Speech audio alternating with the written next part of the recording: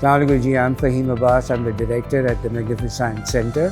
So Logic and International Logic Day. What is logic? Logic is the capacity to think coherently and cogently to get your point across. There are many types of logic, formal and informal logic. The type of logic that we are going to have you look at is formal logic. Take a look at how our communicators are using and applying logic here at the Magnificent Center. Hello everyone.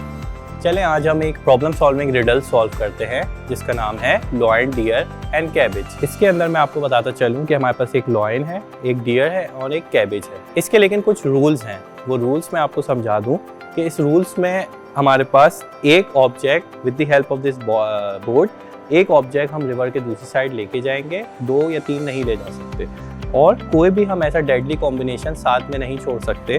Like अगर मैं इस cabbage को लेके जाता हूँ तो ये lion इस डियर को खा जाएगा और अगर मैं इस लॉयन को लेके जाता हूँ रिवर के उस पार तो ये डियर इस कैबेज को खा सकता है। तो चलें व्यूअर्स, अब हम देखते हैं कि इसके पीछे लॉजिक क्या है और किस तरीके से हम इसको सॉल्व कर सकते हैं। सो लेट्स सपोज कि अगर मैं इस डियर को रिवर के उस पार लेके चले जाता हूँ फर्स्ट, तो अब मुझे क्या करना चाहिए? अब मुझे इस शेर को उस साइड लेके जाना चाहिए या मुझे इस कैबेज को रिवर के उस साइड लेके जाना चाहिए? थोड़ा सोचने के बाद मैं देखता हूँ कि मैं अगर इस लॉयन को उस तरफ लेके जाऊँ तो मैं इधर रखूँ तो ये लॉयन इस डियर को खा सकता है और अगर मैं इस कैबेज को रिवर के उस पार लेके जाऊँ तो ये डियर इस कैबेज को खा सकता है। सो अब हम अपनी थोड़ा दिमाग और लगाते हैं और इस लॉयन को फर्स्ट हम वहाँ पे छोड़ते हैं। इन अ सेम टाइम हम इस डियर को बोट पे बैठाते हैं और वापस इधर लेके आते हैं and in a same time हम इस कैबेज को रिवर के उस पार लेके जाते हैं। अब आप देख सकते हैं कि कोई भी ऐसा डेडली कॉम्बिनेशन नहीं है,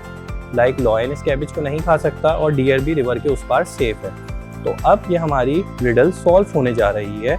अब हम इस डियर को वापस लेके जाते हैं और रिवर पार करवा देते हैं। तो देखा आपने किस तरीके से ये रिडल सॉल्व हुई। And today I'm gonna show you and I'm gonna explain you the logic behind the Tower of Hanoi exhibit. So let's see how we're gonna shift this tower on this pole or either on this one.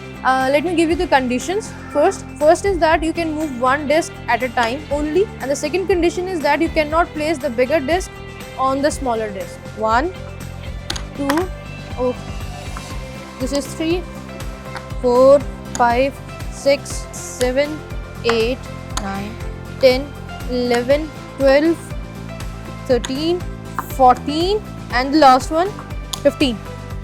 So as you could well imagine, logic is used to solve many problems, especially problems related to STEM. So I'd encourage you to come here at the Magnificent Center and witness, not just witness, but actually actively engage with logic. Thank you.